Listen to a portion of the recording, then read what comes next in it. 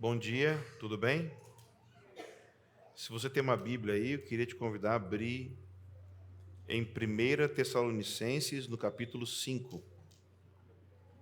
1 Tessalonicenses, capítulo 5, versículo 19.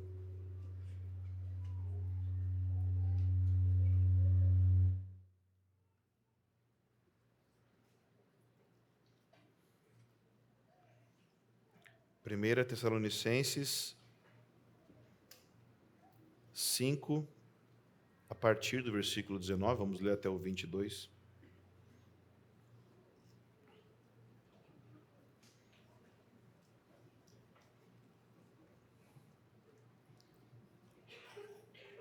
Fala assim: Não apaguem o espírito, não desprezem as profecias, examinem todas as coisas, retenham o que é bom, abstenham-se de toda forma de mal. Vou ler de novo. Não apaguem o espírito, não desprezem as profecias, examinem todas as coisas, retenham o que é bom, abstenham-se de toda forma do mal. Essa é a palavra do Senhor, amém? Vamos orar. Pai, obrigado pela sua palavra, e nós oramos nesse momento pedindo que o Senhor libere espírito de sabedoria e de revelação no pleno conhecimento do Senhor. Abençoa tanto o falar quanto o ouvir da tua palavra agora, em nome de Jesus. Amém. Gente, nós vamos falar hoje sobre julgar a profecia. Há um desejo no coração dos irmãos do presbitério de que nós tivéssemos um tempo de falar um pouco mais sobre o profético em si. E é preciso escolher alguma área do profético para falar, né? Tem tanta coisa para falar, a gente precisaria escolher alguma área para falar que fosse relevante pastoralmente para a igreja, ao invés de esperar fazer uma conferência sobre isso, esperar fazer um encontro só sobre isso, eu sugeri que tivesse um sermão onde a gente tratasse alguma área que pode ajudar.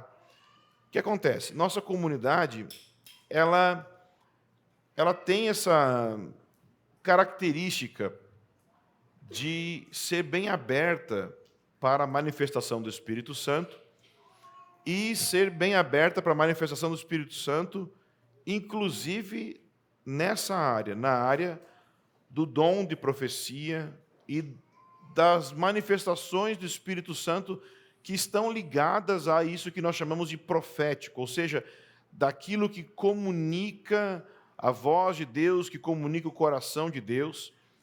Então, uma vez que nós estamos bem abertos a isso, o meu ponto aqui, ele em primeiro lugar, tem a ver com tentar lembrar você e tentar talvez encorajar os mais novos de que a profecia, de que o dom de profecia, de que essa experiência de ouvir a voz de Deus e comunicar a voz de Deus para o seu irmão, para os seus amigos, isso é uma experiência normal da vida cristã. Isso não é uma coisa assim para gente especial, muito elevada, que só algumas pessoas podem fazer. Não. Todos os cristãos, eles são sacerdotes e por isso eles podem ter comunhão com Jesus e ouvir a voz de Jesus e comunicar a voz de Jesus para os seus irmãos, para os seus amigos. Então, você como cristão, você tem liberdade disso, você tem liberdade de comunicar, e nós queremos muito que você seja assim. Uma pessoa que compartilhe o coração de Jesus, que ouve a voz de Deus e compartilhe o coração de Jesus com seus irmãos, com seus amigos. Que na igreja caseira você faça isso, que no seu trabalho você faça isso, que no seu dia a dia, que no mercado de trabalho você faça isso. Nós achamos que isso é tão importante porque Paulo achava isso importante. Nesse versículo que nós olhamos aqui, 1 Tessalonicenses 5, ele começa dizendo: não apaguem o espírito. Ele está usando uma linguagem como se o espírito fosse um fogo, né? Imagina uma fogueira. Então, ele está pedindo que a gente pense como se existisse uma chama de fogo no meio da comunidade. Não é um fogo simplesmente individual em cada cristão, porque ele está escrevendo aos Tessalonicenses, então ele está falando de maneira comunitária. Então ele está falando sobre o fogo na comunidade, o fogo do Espírito numa igreja inteira. E sabe o que ele está dizendo aqui, em primeiro lugar? Que é sua responsabilidade manter o fogo de Deus aceso na sua comunidade. Não sei se você congrega aqui, mas a maioria que eu estou olhando eu sei que congrega. Então, eu queria te exortar em primeiro lugar a isso, a perceber que não apagar o espírito é uma responsabilidade sua, não é uma sugestão. Ele coloca de uma maneira tão simples: não apague o espírito. Ele poderia dizer de outras formas, mas ele é muito direto. Ele é muito direto falando que você e eu temos uma responsabilidade individual de manter o fogo aceso. O Espírito é retratado como um fogo e a manutenção da presença do Espírito entre nós é colocada como uma responsabilidade coletiva. Você sente isso? Ou você acha que é responsabilidade do presbitério fazer isso? Responsabilidade dos músicos durante o louvor manter a presença do Espírito na reunião? Você se sente responsável por manter a chama do Espírito acesa na comunidade? Porque a exortação é para você hoje. Você mantenha essa chama acesa. Você não apague o Espírito. É minha e é sua responsabilidade.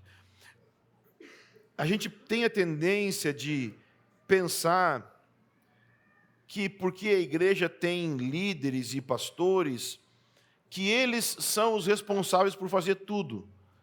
E a gente tem que pagar para eles fazerem isso. Deixa eu te falar uma coisa. Em primeiro lugar, se fosse assim, vocês estão pagando muito pouco, tá? Só para informar os irmãos. Tá baixo. Mas, mesmo que pagasse muito bem, biblicamente, não é assim. Ok? Biblicamente, todos os cristãos são chamados a participar da vida do corpo de Cristo, de servir o corpo de Cristo com os dons, com as capacidades que possuem. E não apagar o Espírito é uma delas que está sendo colocada aqui. Agora, já parou para pensar? Deus podia soberanamente manter a chama do Espírito acesa Ele mesmo, né? Deus é soberano, Deus faz o que Ele quiser. Mas mesmo Deus sendo soberano, Ele decidiu jogar na conta da responsabilidade humana, na sua responsabilidade, manter a chama do Espírito acesa. Eu queria que isso caísse no seu coração. Não apague o Espírito, não é uma sugestão, é uma ordem para você. Não é e aí, pensa aí, reflete aí, faz uma meditação, é uma ordem. Não apague o Espírito. E a próxima frase é como não apagar o Espírito. Se não apagar o Espírito é nossa responsabilidade, Paulo vai nos ensinar qual o caminho para não apagar o Espírito. E qual é o caminho? Não desprezem as profecias. E essa é a nossa tentação. Por quê? Porque numa comunidade onde você tem bastante profecia acontecendo, bastante dom profético fluindo, uma das principais tentações que nós vamos ter é que, conforme você vê muita profecia rolando, você vai ver muita profecia também fraca acontecendo. Profecias que não são, assim, um espetáculo. Profecias que talvez são furadas. Alguém pode errar profetizando. Sim, é possível errar profetizando. No Antigo Testamento, se alguém errasse enquanto profetizava, essa pessoa era vista como um falso profeta. Mas no Novo Testamento não é assim. No Novo Testamento, todos os cristãos podem profetizar. E é ensinado que os cristãos devem julgar a profecia. Por quê? Porque é possível errar a profecia. Porque é possível errar a palavra. Exagerar, reter, falar mais do que deveria de falar menos do que deveria de falar, é possível. Então, numa comunidade onde você tem profecias acontecendo, existe uma tentação, que é mais ou menos assim: o povo está errando profecia, está exagerando. Sabe quando você vê muito mover, e aí você fica assim: eu não sei, está parecendo meio meninice esse mover todo. Vou fazer o quê? Vou rejeitar tudo porque é mais fácil. Como é difícil saber no meio o que é verdadeiro e o que é falso. Como é difícil discernir entre o que é só barriga cheia e o que foi um sonho profético que alguém teve. Porque tem gente que tem sonho direto, né? Já viu? Como tem gente que tem sonho sem sentido nenhum e vem compartilhar com você como se fosse uma profecia. E aí você tem que fazer cara de que está interessado, né? Não sei você, mas você imagina eu como pastor, quantos sonhos terríveis com a comunidade eu escuto. Se eu fosse acreditar em todos os sonhos, meu irmão, a gente está endemoniado, desviado. Acabou já a comunidade. Acabou. Já era, não tem mais jeito, desiste. Mas às vezes é porque o irmão dormiu mal. Às vezes é isso. Agora pensa comigo. Se eu tratasse todos os sonhos dessa forma, poderia vir um sonho que realmente está falando de algo sério, mas como já rejeitou todos, dizendo, é tudo barriga cheia, desprezou. E aí você perde a voz de Deus, você perde o que Deus está falando e você apaga o Espírito. Porque é mais fácil. É mais fácil fazer isso. Não aguento mais. Todo mundo tem uma profecia. Todo mundo tem uma palavra. Você entende? É uma tentação constante numa comunidade onde você tem palavras proféticas. Você acaba tendo meninice acontecendo. Porque a gente quer que todo mundo participe, a gente quer que todo mundo aprenda. Então os mais novos vão profetizar e provavelmente eles vão errar. E é possível eles errarem, e quando errarem você ficar assim, acho que eu vou parar de ouvir. Eu vou parar de ficar ouvindo isso. É uma tentação muito grande desprezar as profecias. E eu quero te exortar nessa hora. Irmão, irmã, desprezar o mover profético é a porta para apagar o Espírito. Desprezar o mover profético é a porta para apagar o Espírito. A chama do Espírito, ela é apagada quando nós paramos de prestar atenção na voz do Espírito. Entende? A presença do Espírito começa a diminuir quando nós paramos de prestar atenção na voz do Espírito. É isso que desprezar a profecia promove. não prestar atenção na voz de Deus. E logo, como consequência, não valorizar a presença de Deus. Essa é a consequência. Mas tem o outro lado.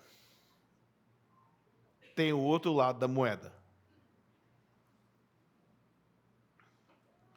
Tem uma outra maneira que se apaga o espírito. Se é possível apagar o espírito desprezando profecia, tem um jeito de apagar o espírito crendo em profecia, sabia? Peraí, mas achei que era... O mais fácil era só crer agora, era só não desprezar. Mas tem a outra parte. É aquela galera que crê em tudo. Toda profecia que recebe é Deus falando. Ela recebe uma profecia falando que ela vai casar com fulano, ela crê. E depois ela recebe falando que vai ser com Beltrano, ela crê também. Nas duas está errado, mas ela crê igual. Ela está casada, recebe uma profecia falando que é para divorciar, ela crê. Mesmo a Bíblia falando que está errado, ela crê. Ela recebe uma profecia falando que ela tem que ficar integral no ministério, ela crê. Depois ela recebe outra falando que ela tem que ir para o mercado de trabalho, ela crê também, nas duas. Aí dá problema. Porque você também não está fazendo um outro movimento que Paulo está nos exortando a ter aqui. Olha o que ele diz. Examinem todas as coisas. Aí você também está errado. Se você aceita tudo, você não está examinando todas as coisas. O que são essas coisas que Paulo está falando para examinar? A gente pode pegar o versículo isolado, né? Examinar todas as coisas. Examinar todas as coisas aqui é em relação à profecia. A palavra examinar aqui é a palavra em grego para julgar, discernir. Julguem todas as coisas. Se você não julga a profecia, você também apaga o espírito. Um ambiente onde todo mundo crê em qualquer mover, que todo mundo recebe tudo, você também apaga o espírito. De que maneira? Abrindo o ambiente para espíritos malignos. Abrindo o ambiente para manipulação carnal. Se de um lado você mata o mover, porque você não ouve o que Deus está falando, do outro você tem mover falso, e os dois estão errados. Os dois estão errados.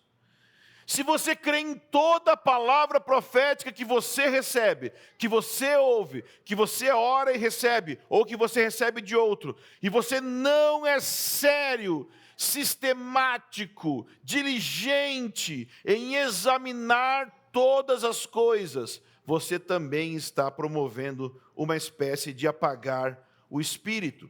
Em 1 Coríntios 14, 29, o apóstolo Paulo falando sobre regular a profecia na igreja local, ele diz, tratando-se de profetas, falem apenas 2 ou 3, e os outros julguem. Pergunto para a amada igreja, olha o que o texto diz, tratando-se de profetas, falem 2 ou 3, e os outros julguem. Quem são os outros? É o presbitério? É você. Os outros. Falem 2 ou 3 e os outros julguem. Não é os outros profetas. Tem gente que vai achar isso. Não, os outros profetas que julguem. Não. É você. Você julga a profecia? Ah, irmão, Deus me livre de julgar. A Bíblia diz para não julgar. Não, calma. Errou o versículo. Errou o contexto. A Bíblia diz que é para julgar na medida correta, julgar do jeito certo. Você pode julgar no sentido de discernir. Você não deve julgar no sentido de estar no lugar do juiz e dar o veredito final. dizer, se alguém, por exemplo, se alguém errou uma profecia, esse é um falso profeta, acabou. Não. Mas discernir o que está sendo dito, faça isso. Isso é essencial. Isso é tremendo. Você precisa fazer isso. Examine. Examine seu coração. Você examina a profecia? As palavras que você recebeu até hoje, você discerne elas? Você examina elas? Em 1 João 4, versículo 1 diz: Amados, não dei crédito a qualquer espírito, mas provem, no sentido de julgar, provem os espíritos para ver se procedem de Deus, porque muitos falsos profetas têm saído mundo afora. Provar, julgar. E aí, quando ele fala para examinar todas as coisas, ele diz: retenha o que é bom. Então é para reter. Tem coisas na palavra profética que você retém, que você segura, que você se apossa. Retém o que é bom. Amém? Mas tem mais uma parte, né? Qual a outra parte? Se abstenha de tudo, de toda forma de mal. Você já parou para pensar que esse termo, se abstenha de toda forma de mal, está falando de profecia? A gente pega esse verso e pensa muito nele sobre a vida em geral. Se abstenha de toda forma de mal. Irmão, retém o que é bom. Se abstenha de toda forma de mal. Mas está falando de profecia. Algumas pessoas vão profetizar para você e você tem que reter, porque só uma parte é boa, e você vai ter que se abster de outra parte, porque é má. Má. Já parou a pensar nisso? Que tem profecia que vai ter coisas que não devem ser recebidas? Eita! E é sua responsabilidade. Você faz esse exercício? Você retém coisas boas? Primeira coisa, você faz isso. Você ouve e recebe no seu espírito, recebe no seu coração, abraça no seu interior. Eu retenho o que é bom. E ao mesmo tempo se abstém, e aqui a palavra se abster no grego é, fique bem longe. Tome distância.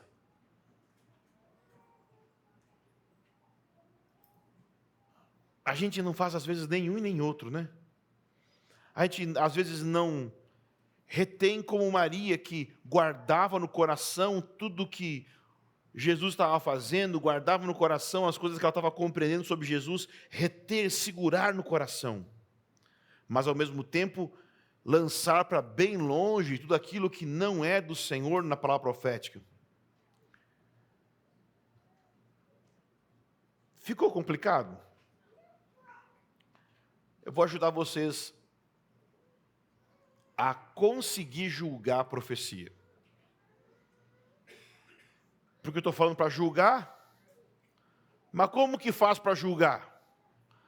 Como que faz para você testar uma profecia e ver se ela é de Deus ou não? Então, vou dar para você aqui alguns parâmetros para você julgar. E hoje vai ser a festa do fim do culto. Por quê? Nós vamos terminar e nós vamos começar a profetizar para todo mundo. Nós vamos fazer aqui não tem roda de capoeira, vamos fazer roda de profecia agora aqui. Vamos fazer, vai ser legal. Só que a gente vai testar, a gente vai ouvir, a gente vai... Então, qual é o teste que a gente tem que fazer? Qual o crivo que nós temos que ter para julgar a profecia? Em primeiro lugar, as Escrituras.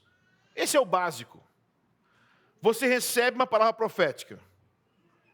Se alguém profetiza e não está de acordo com a Bíblia, meu irmão, não vamos nem começar a conversa. Só que tem gente que pode profetizar colocando sua palavra profética no mesmo nível da Bíblia. Por exemplo, Quando alguém profetiza falando, assim diz o Senhor.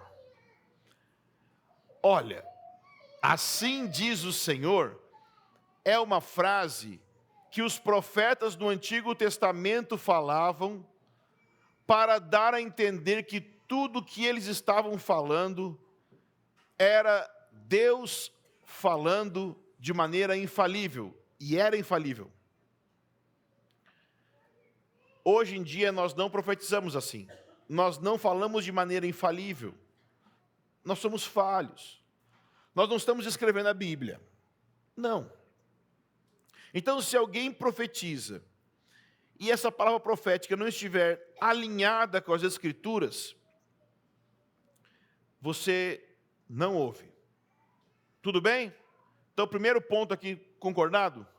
Se você recebeu uma profecia, e isso não estiver claramente submisso às Escrituras, a gente nem começa a conversa.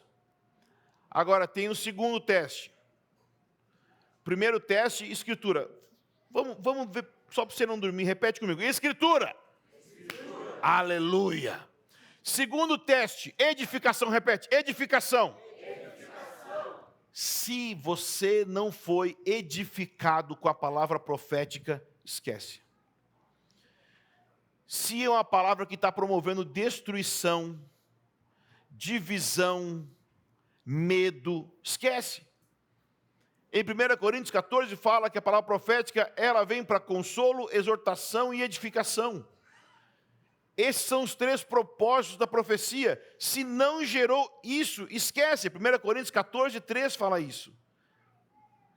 O propósito da profecia sempre vai ser gerar edificação. Então, eu quero que você se pergunte, das profecias que você recebeu, se questiona o seguinte: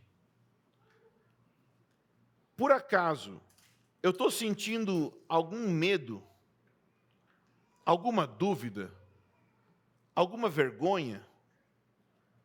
Se você está sentindo isso, descarta. E, aliás, se a profecia é sobre um evento futuro, que vai acontecer, é bem fácil você discernir se ela é verdade ou não, né? É só o evento acontecer, né? Não tenta manipular. Aconteceu ou não? Não precisa tentar salvar. Agora, terceiro teste, repete comigo. Amor. Amor. Ai, gente, isso aqui é muito sério. Quando a pessoa profetizou para você, aquilo estava vindo de um espírito de amor? Ou você estava vendo algum tipo de arrogância? Algum tipo de manipulação?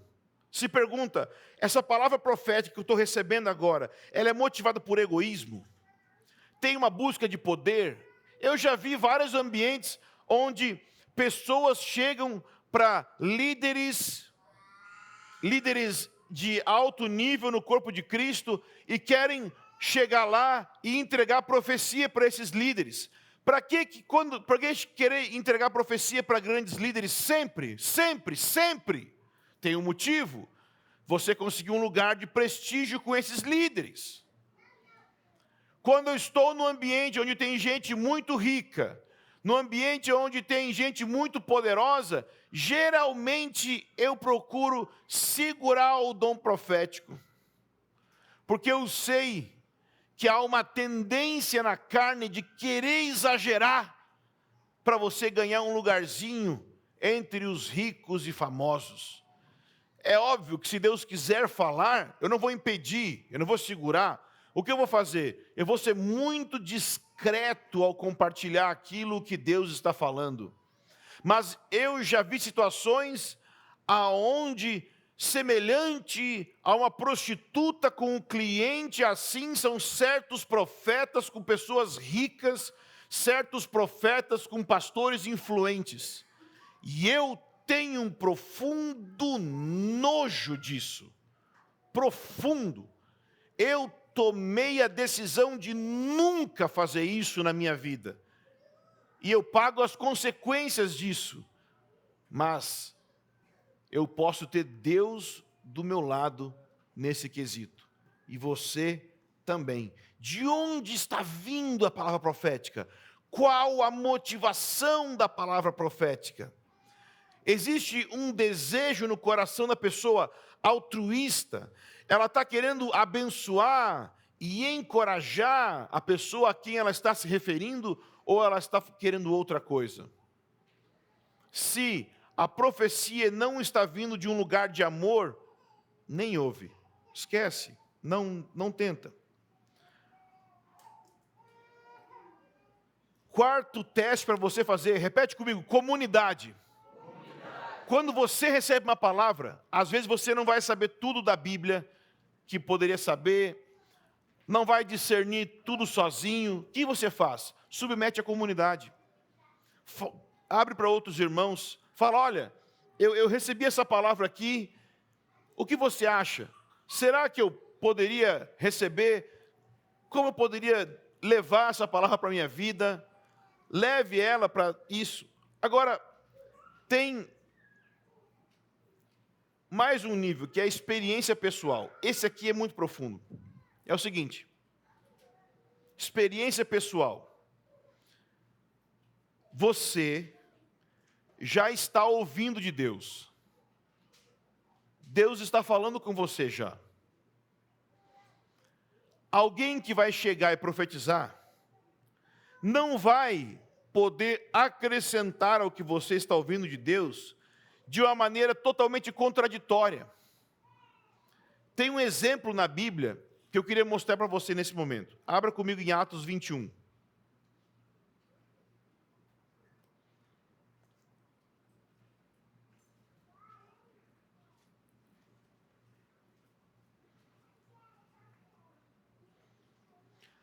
Atos 21, a partir do versículo 10, Paulo recebe uma profecia de Ágabo, um profeta.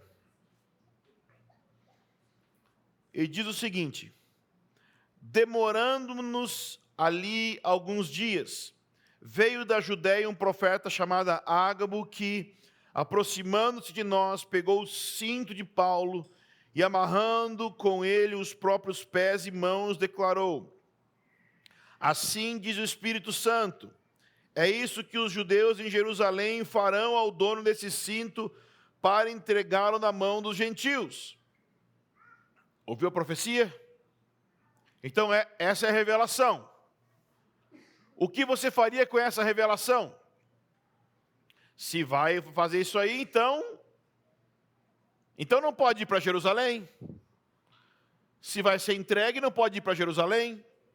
Só que ele continua dizendo o texto, olha só. Quando ouvimos estas palavras, tanto nós como os daquele lugar, rogamos a Paulo que não fosse a Jerusalém. Ou seja, a conclusão que eles tiveram da palavra profética é: Paulo, não vá para Jerusalém. Mas ele respondeu: o que estão fazendo ao chorar assim e a partir o meu coração? Pois eu estou pronto não só para ser preso, mas até para morrer em Jerusalém pelo nome do Senhor Jesus. Parece que Paulo estava contradizendo a palavra profética, mas não era. A palavra profética tem 3 partes: revelação, interpretação e aplicação. Paulo concordou que a revelação, o cinto amarrado, correspondia à perseguição que ele iria passar. Mas ele não concordou com a interpretação, que é: não devo ir para Jerusalém. A interpretação que os irmãos deram, Paulo não concordou. Por que Paulo não concordou? Porque ele já havia recebido uma palavra um capítulo antes. Volta comigo, Atos capítulo 22. Não um capítulo antes, mas um capítulo antes ele registra que tinha recebido uma palavra. Atos capítulo 20, versículo 22.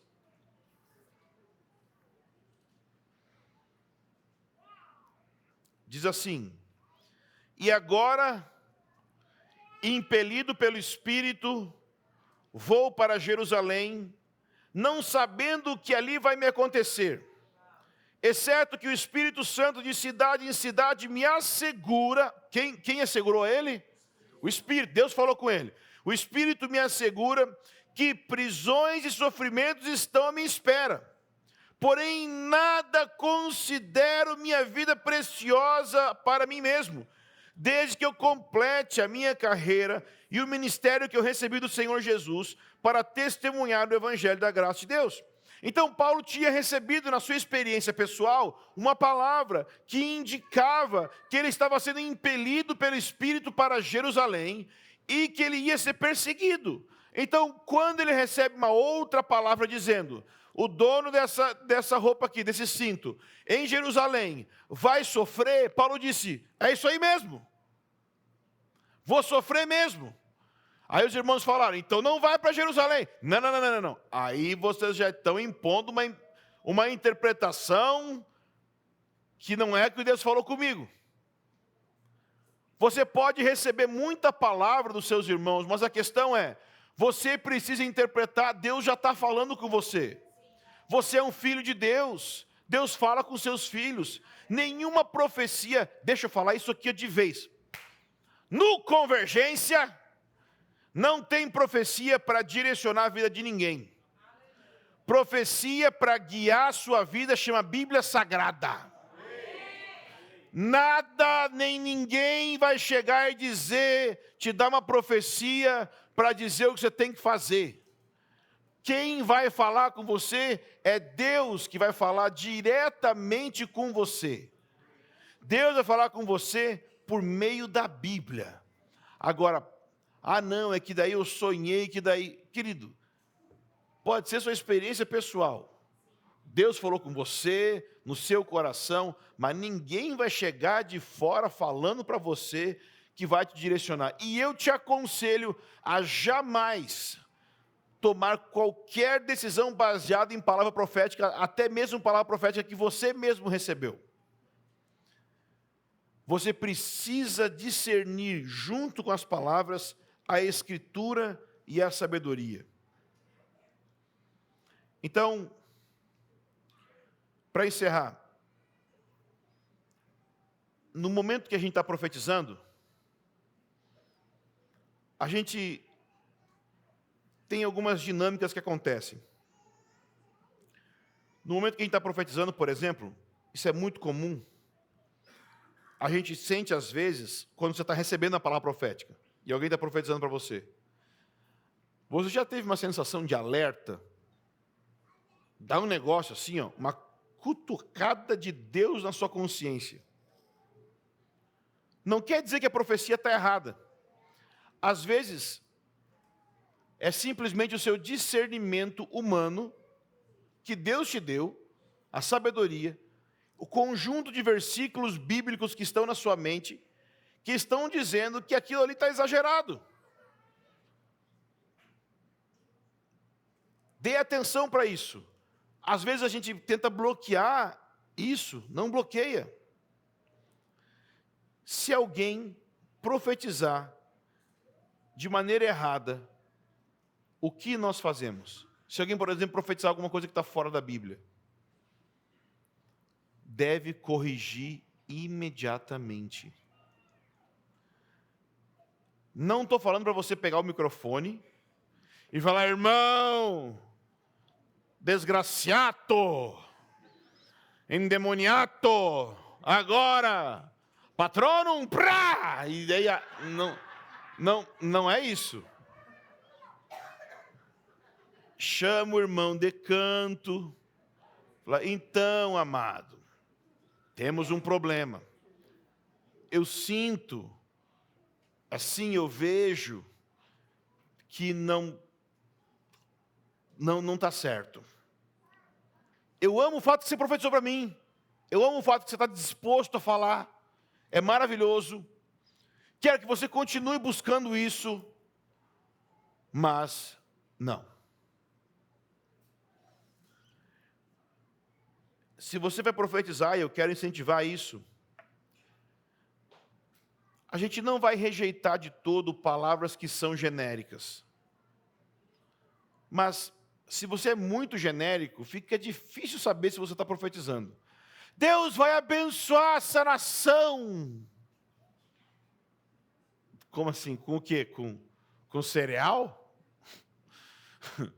Com o quê? Na bolsa de valores? Como assim Deus vai abençoar a nação? Se alguém te entregar, por exemplo, uma palavra esquisita, o que você faz? O que você faz com palavra esquisita? Meu desejo é sempre rejeitar.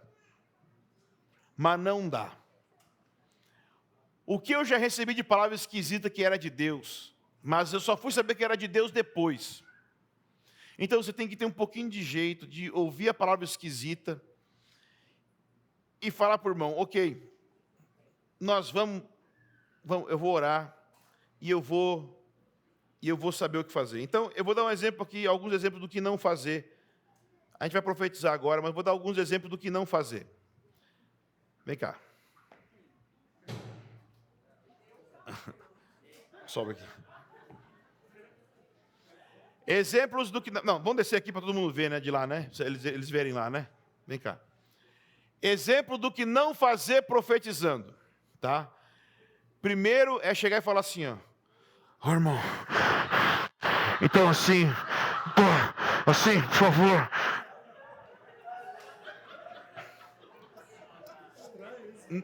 Não faz isso não. Faz isso não. Tá bom? Também não precisa, essa aqui é mais da vigília pentecostal, tá? Tem irmão que não tem muita forma física para isso aí. Não precisa, tá? Não precisa. Outra coisa que não precisa, isso aqui, ó. Agora, em nome de Jesus, vem Deus. Gente, não precisa, tá? Agora, outra coisa, vem cá, Carol. Senta ali, senta ali. Vamos supor que não fosse minha esposa. Oh, Deus. Senhor, vai ministrando, Senhor. Vai tocando, Deus. Oh, Deus, gera. Gera. Jamais. E igual o contrário. Tá? Irmã, eu queria te entregar uma palavra, mas ali no canto. Podemos ir ali para eu te entregar uma palavra? Não. Por favor, não. Oh, eu sinto o amor de Deus por você. Não. Como você entrega? Eu chamo a pessoa, de preferência se puder ser uma irmã discipuladora, mas aqui não tinha uma irmã na hora, então chamou o irmão. E aí você fala o que está recebendo. Chama uma terceira pessoa de testemunha, em público, todo mundo vendo, e aí você entrega.